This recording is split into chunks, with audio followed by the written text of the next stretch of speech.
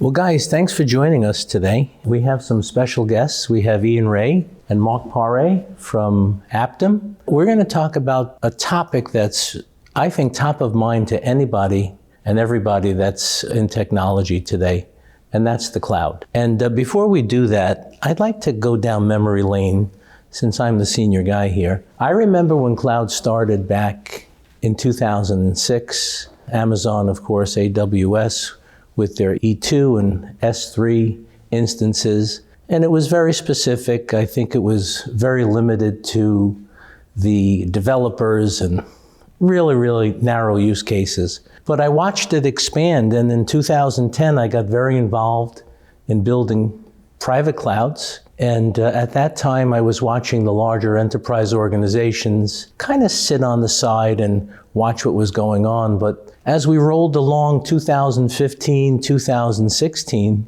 the public cloud really started to take off. And then 2018 and 19, I would say it was hog wild. All these cloud first strategies developed, and COVID just accelerated it all. Now in 2025, we have this environment, this cloud environment. Frankly, I'm hearing a lot of things that probably need some attention and some improvement. And that's what I'd really like to talk about today, because I think you guys are looking at that and seeing that every day, just like we are. Lots of folks rush to the cloud through these cloud-first strategies, and maybe it wasn't always well thought out. Maybe they didn't architect the applications as best they can. And that, coupled with the economics of it all, have left customers thinking. So I would say one of the things we should try and tackle today is, what should cloud users be thinking about in 2025 and beyond, given all of this change in the market? Yeah, Jim, I really remember sort of that journey so intensely, because I happened to be a point in my career back in 2006 where I was just getting something started. And the early days of cloud, where you could just go and adopt some infrastructure and use it and experiment with it and evolve it, and then potentially just lose it because you hadn't really bought anything anyways, was just a really powerful moment, I feel. And I think you characterized that journey really well. You know, I just want to sort of fast forward to that point you mentioned around sort of 2020 and the pandemic and that sort of great acceleration of adoption. You know, for many of us who had been doing cloud a long time, as you know, it was quite an amazing moment, because for a long time, you know, myself and Marc Pare, we were sort of evangelizing cloud in the very early days as cloud ops. And then there was a lot of resistance to adopting cloud, and then it sort of just all flipped. And then it was the opposite. It was like the resistance was actually to staying on premises, which was incredible. And so we had this like really rapid adoption, and feel that, you know, one of the things that happened that, you know, has really stuck with me, because the word cloud is sort of a very nebulous word by design. It's like, it's in the cloud. So what does that mean? Where is it? One of the things about the pandemic was that everybody was in such a scramble to move where they were doing things. There wasn't a lot of concern for where it was going to end up. And I think we all experienced, even in our own work, right? It's like almost like our workloads left data centers and they got kind of sprinkled out over the cloud. But as the workers as well got kind of, the office buildings were turned upside down and everybody was sprinkled back out into the home offices. I think that we learned once we did that is that maybe location still really matters, and that actually ties deeply to the economics of what we do in our industry. And so I think a lot of stuff we can talk about today ties back to that. Yeah, I think you hit it, right? I mean, cloud first probably doesn't always mean cloud right. I think today you're going to talk a lot about examining the workloads and really figuring out the best place to put an application, put a workload. And that's what I think was part of the problem, is everyone rushed to the cloud without doing a lot of that work. When it comes to the economics, I think the whole notion of cloud FinOps and governance, and now there's a lot of talk, and again, I repeat a lot of the things I hear from customers, the concerns about security, about lock-in, ways to to address that and mitigate that. And then, of course, last but not least, the hyperscalers themselves and their behaviors, right? I think it's changing. The pricing seems to be going up. The lock-in seems to be very real. And I think the availability of the services that they may have delivered in the past has gotten really tough to get now in the future. So all things we could spend a lot of time talking about. Yeah, absolutely. I mean, I'm thinking about, in terms of the evolution of the cloud, just product feature set, I think you're right. I think that early on the analysts were saying, cloud is going to solve for commoditizing and democratizing infrastructure. And I think to some extent that has been true historically, but I feel like in the last, and we're certainly hearing this from our customers as well, in the last 5 or 6 years, which lines up with that sort of history you provided, the shift in cloud has been more to expand the offerings. And, early on it was like, hey, self-service, I can finally go and sort of make my own sort of salad or something at a salad bar, which was an innovation. And then now it's like an incredible, food court with absolutely every single food you've ever imagined and more. And so then a lot of our customers are experiencing this paradox of choice. It's like, first of all, what are the right things for what my needs are? And that's something we need to help them with. But I think also, to your point on the economics, interestingly, instead of like driving towards more commoditized competitive pricing, I think what we're seeing is maybe even a reflection of like some larger economic challenges where the society is concerned about the price of food going up, really basic food. And I think there's a similar sort of trend in sort of cloud where the price of very basic things that you rely on have like increased on a per unit basis much more than the ability of businesses to pay for them. I think that's really resonates for me and the customers we're talking to about in the past, so much of our customer base was focused on the convenience of cloud, the convenience of accelerating my all-in strategy, the convenience of developing software as quick as possible. And the cost of money was relatively low. We've now gone through that cycle where the other side and money is really valuable again. The cost of capital is higher than it's been in quite a long time. And yet the speed and convenience of cloud hasn't resulted in performance optimizations on the side of efficiency that allows companies to adapt. And there's a recoiling from that. And the architectural choices going into the cloud are hard to make for even the experts. If we look at Amazon and their Prime Video service, they deployed on the cloud, and it ended up costing them a lot of money deployed on serverless architectures in the cloud, which is where they initially started. This is Amazon deciding to do an architecture on serverless for one of their key services. And they ended up re-platforming it and moving back to more infrastructure layer and saved 90%. But it ran for months and years and this super elevated 10x cost factor because they solved for convenience as opposed to efficiency.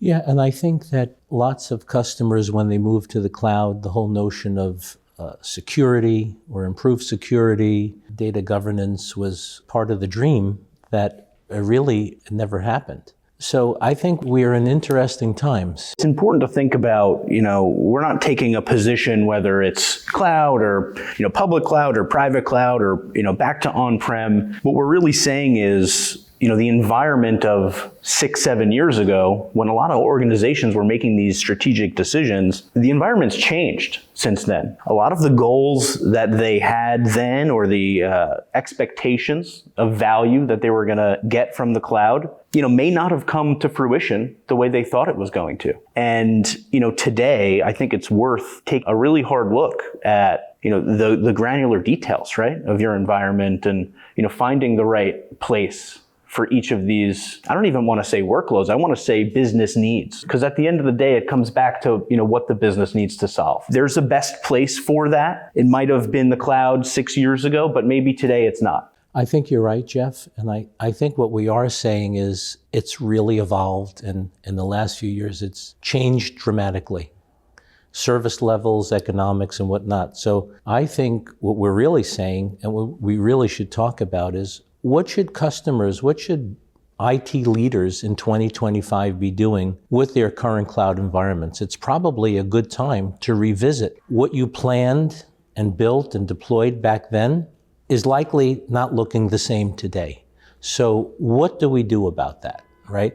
I just saw a statistic that 83% of companies are considering moving some workloads back to on-prem or co-location. So that to me suggests that everything we're talking about is validated. I think that's a key trend. Absolutely. We're seeing that as well. Another trend that is related is reconsidering whether, a little bit to Marc's point, is like, are the applications actually deployed in the right way on the cloud that they're running on? Another related facet of that consideration is there possibly a cloud service or cloud platform that is better suited to the way in which that application has been developed, so that you don't have to worry about completely, re-engineering the application to run on the cloud you happen to be on. So I think that's there's a larger sort of opportunity that we see customers leaning into right now, to your point, to really understand what is that portfolio of workloads, where have they ended up anyways,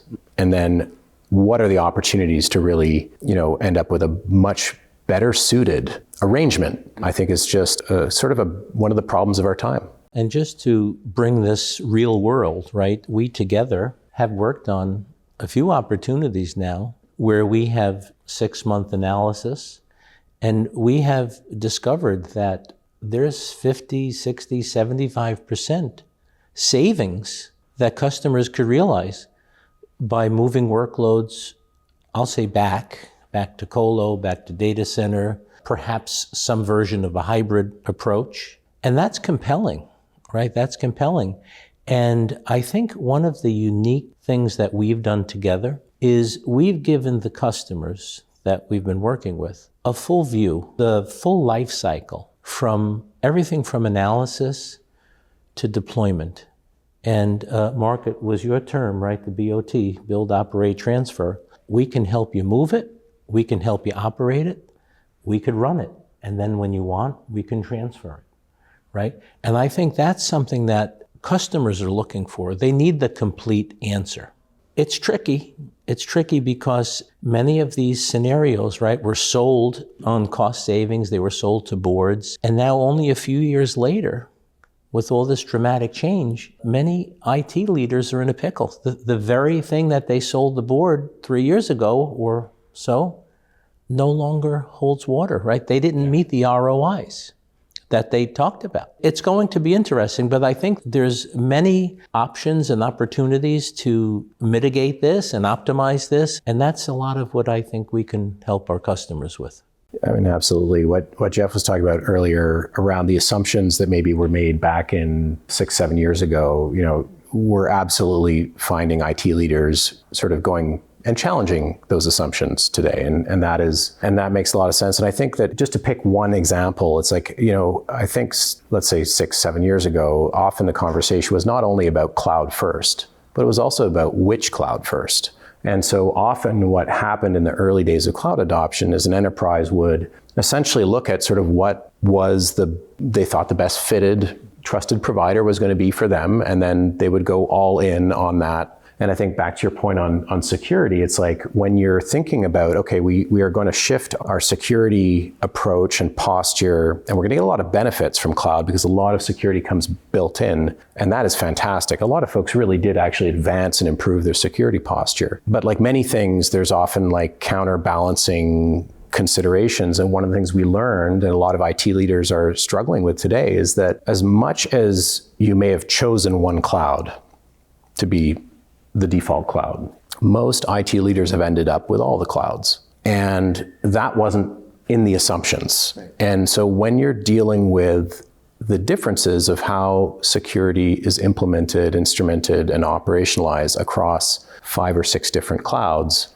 there's an incredible complexity that comes along with that we didn't have to deal with back when we were running data centers with a set of standards that we implemented, that if any workload wanted to be run in our enterprise, you had to go through all those gates and conform with that one way of doing things. And I think that's something where I have enormous sympathy for anyone who's an IT leader today, because, it's like the curse of IT matches the exciting thing about IT, which you end up running all the things that your enterprise has adopted over time. And I think we feel a very healthy sense of mission to try to help simplify, still retain that benefit, right? Enormous benefit of cloud, but simplify wherever possible. And I think that's part of this partnership that we have, is sort of being able to look at sort of that set of, across all the clouds, like look at the set of problems and then look at where are the opportunities to really get a much better fit. That's right. If you look at running all the things on all the clouds, we have trends that are really magnifying the number of clouds. And we look at that from what's happening in legal implications across different countries and the sovereign cloud movement. A lot of our customers jointly are multinationals, and they have employees as well as customers in different regions.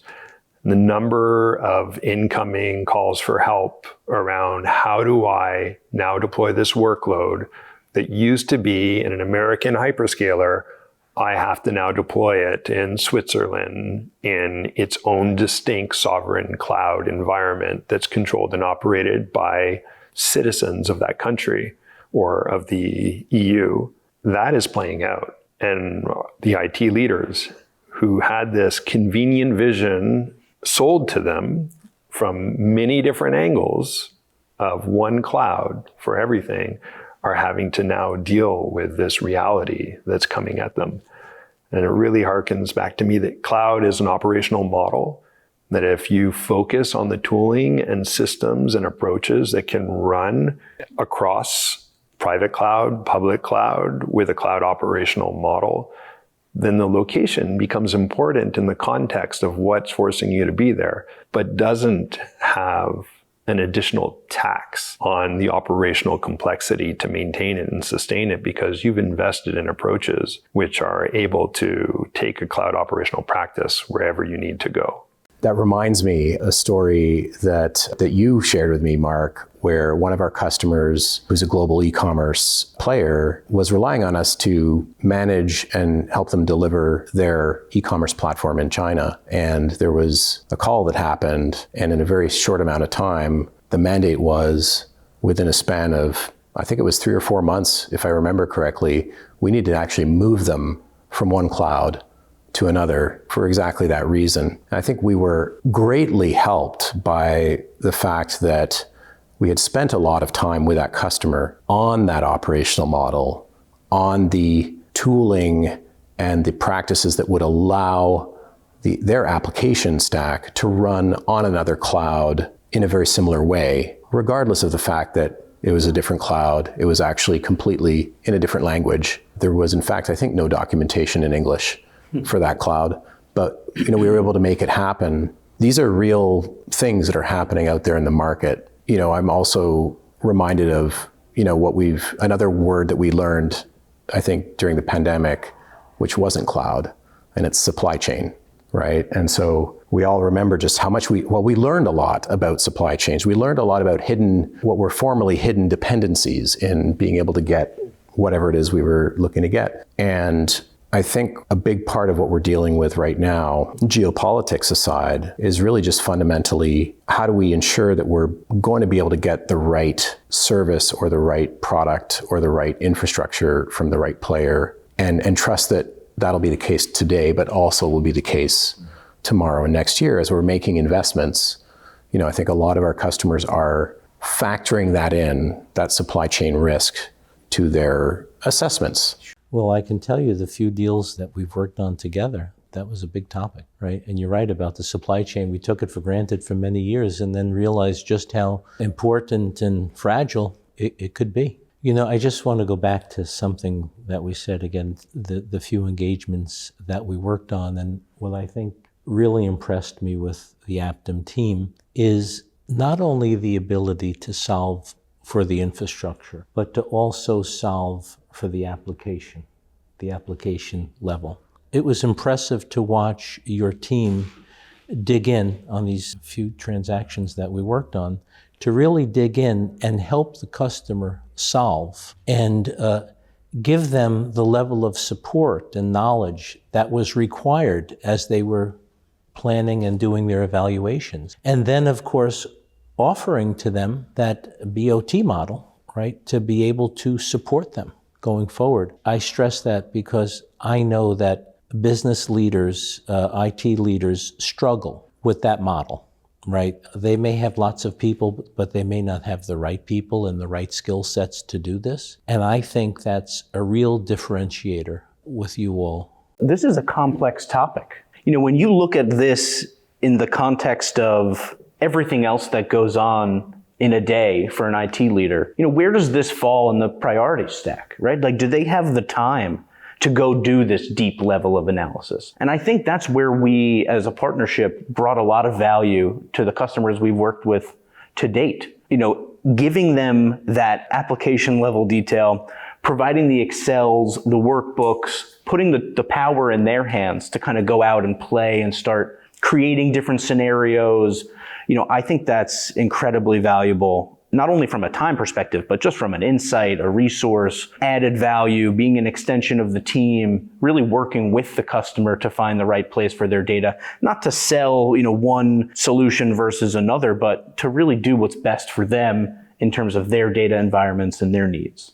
We talk a lot about that. That's kind of an STG mantra, right? It's not about the skill sets or the number of people. It's about the time. Nobody has the time to invest in doing this because they're running full bore on BAU activities and outages and everything else that IT people deal with on a daily basis. So there's little time to invest in doing this diligence that we're talking about.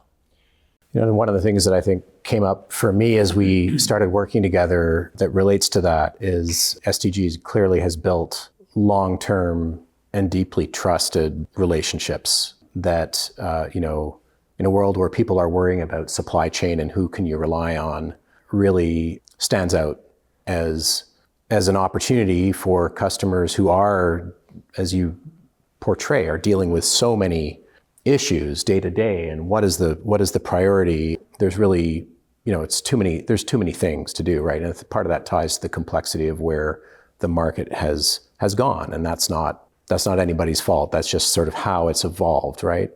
And the fact that you've got those relationships, I think, is something that in the course of working with you really has stood out and allows us to bring that combination of application infrastructure expertise. I think it allowed us to work a lot more swiftly against the problem, and that was key. And then I think back to sort of the point on sort of, you know, why the application now matters, whereas before maybe it wasn't as high of a priority. As soon as we start talking about how do we get the best use of infrastructure, or how do we make sure we're running the right workloads in the right places, it's really impossible to do that assessment without understanding the applications. You know, that's why we're leaning in there. And I think that in the process of doing that, it's also been interesting to see customers that we're working with actually discover things about their own application that were not apparent to them really, and aren't really that obvious until you start looking at where the rubber hits the road, where the application sort of hits the infrastructure. There's so much to be learned there, and there's so much to be improved there. And I think that's part of why we're here and why we're so motivated, is that it's an exciting space. We know that cloud is not being generally used efficiently. There are lots of examples of people doing incredible and super well optimized things on cloud, but that really is the minority of the overall cloud adoption, back to the history that we were talking about earlier. So the opportunity really for improving outcomes, improving economics, reducing the complexity, allowing folks to move faster, ultimately to get more control over where they're going, right? And sort of the way we think about it is really helping them own their destiny, which, you know, comes back to sort of something you said, Jeff, which is like giving them back the power, right? Mm-hmm. And I think the scenario that was used earlier about the cost of food, much of what we're discussing was absorbable, if you will, in the context of budgets, but it's gotten to a point where it's very difficult to overlook it, right? The economics of it all have become very compelling, and it's forcing companies to take a hard look. And it may not start in the technology organization. It may start in the C-suite. It may start with the CFO, right? Someone's reviewing the numbers and say, wow, what is this big number? What's this line item? And oh boy, look, it went up exponentially over the last 5 years. What's happening, right? And that's what's driving a lot of this. Absolutely. I mean, we have an example where we had a customer recently who brought us in to help them with adopting hyperscale cloud. A lot of work had already been done on understanding the workload requirements and sort of what that meant for the cloud adoption, right? So there's cloud calculators had been pulled out, spreadsheets and pro forma models had been developed by the time, we came into the equation. So we were late to the party, so to speak, but we joined them on that journey. Within actually a pretty short amount of time, what they found is that the cloud platform was actually going to cost them something in the order of 4 times what they had originally thought. And they had actually had help from the service provider in question to come to that conclusion. And so you just think about the kinds of, first of all, the disappointment and the concern that happens in that situation. And then once, those emotions sort of have been kind of like aired out and sort of like, what do we do about this, right, is the next question. That situation, in fact, that specific one, I think looking at it, the different workloads and the way their needs in the cloud versus performance was remarkable at how much a couple of outlying workloads drove up the overall cost. And even though it was 4 times the cost, it was not meeting performance expectations of their SLAs for internal and external customers. So they couldn't even afford to keep running it there and have a sustainable approach. Migrating that back to an on-premises model for those specific workloads reduced their overall spend to be much closer in line and put them at a fraction of the cost that they were paying in the hyperscaler. Sometimes there's a saying of own the base and rent the peaks that's often applied to cloud in the early days. It's like thinking of the base. If I'm projecting the utilization over a period of time, I'm going to own that base. And when it peaks up, I'm going to rent that. I'll send that piece to the cloud. So anything that's very volatile in movement or unexpected, is it going to ramp? Let's prioritize that to the cloud. It's not always the case. It can be argued in either way against. And this is one of those where even the base, the ownership of it, made a lot of sense for quite a few of their workloads to be in the cloud. But a couple of standouts in the way they were consumed, the performance they needed had to come back on premises. Yeah, I think that's a key economic consideration and maybe a key lesson of like the last, 10, 15 years of cloud is that there's an economic cost, a price to be paid that is a fair price to be paid for being able to scale to let's call it an unknown amount, because you might be in a business model. I mean, e-commerce is the classic one, probably why Amazon were the masters of inventing cloud, because they were also the ones who were dealing with the most unpredictable. Well, I guess you could say it is predictable. Black Friday, you know when it's going to happen. But what's unpredictable about it is how many people are going to buy how many things. Right? I think that is actually a fair price to be paid, because if we rewind to before cloud, where you didn't have the ability to deal with those kinds of unknowns, when you had that champagne problem all of a sudden of having far more interest in your product than you thought, you could then have a bit of a career-ending problem of your website's down and nobody can get it because everybody wants it. And there's a few companies that were successful in turning that into marketing. I think it was Apple, where if their website went down, the world would get excited because that would be a sign that something new is about to happen and people were excited about it. But for most businesses, that's terrible. That's a terrible event. And I think that, clouds solved that in the sense that if you need to be able to deal with unpredictable demand, as Marc was saying, like now we can solve for that. But there's a price to that, right? Well, I have more of a question on that, right? And I'll call that elasticity. right? I think one of the attributes of the cloud that was sold hard back in the day was elasticity. I think e-commerce is the perfect example of true elasticity. But I also think that many workloads that customers or the hyperscalers thought were going to be very elastic are pretty steady state and may not be benefiting from that, and they just may be paying a premium. And that workload may be better served elsewhere. So I think you're absolutely right. We see this over and over again, is workloads that aren't suitable or are, let's say, not economically, optimal to be in that situation, running side by side with workloads that legitimately do need that. And there's a lot of reasons for that. I mean, one simple one comes back to a phrase that a friend back in the day, Dave McCrory, came up with, which is data has gravity. And so once you have data in a certain location, and there may be multiple uses for that data, some might be more elastic and some might be more steady state, it is economically much easier to bring your applications to the data than to copy your data all over the place or synchronize your data all over the place. And that ties to another lesson, I think, of IT and cloud, which is that networking is by far the hardest problem. And we've heard this from the CTO of AWS, who's gotten up on stage and said that, is that at scale, like, most of the key problems are actually networking problems. And there's a classic line from the late Microsoft researcher Jim Gray, who said that when asked about the future, computing in the future, he said, maybe somewhat controversially at the time, that compared to the cost of moving bits, everything else would be free. Which still seems like a bit of a controversial statement, but it just seems to be becoming more true as things go.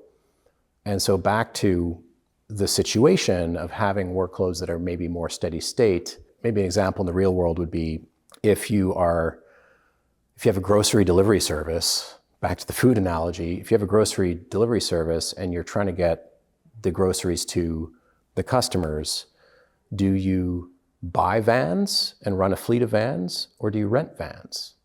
And there's probably going to be you're probably going to sit down at some point with a spreadsheet and figure out, well, what's our base, as Marc was saying, like, own the base, like, here's how many vans I need to own, and then here's how many to rent. I'm not going to rent them all because renting a van is far more expensive than owning. I think there's a similar lesson that's been learned here, and a lot of the work we're doing with customers now is unpacking that sort of, okay, what do these workloads really need? And where should they be? And then also being very sensitive about the location problem, back to the data having gravity, is just because something might run more suitably in a data center on premises at the edge, we can't think of that in isolation of the other workloads in the portfolio, because ultimately, with most enterprises, these are all connected in some way. And this is why I think some of this work that we're doing today is in many ways like much more fascinating than the problems we had to solve 10 or 15 years ago, because that wasn't an issue back in the day when you had all of your applications in a data center. The arguments around performance were like, 2 milliseconds acceptable? Between these applications, there's 5 milliseconds acceptable. We're really in a different world.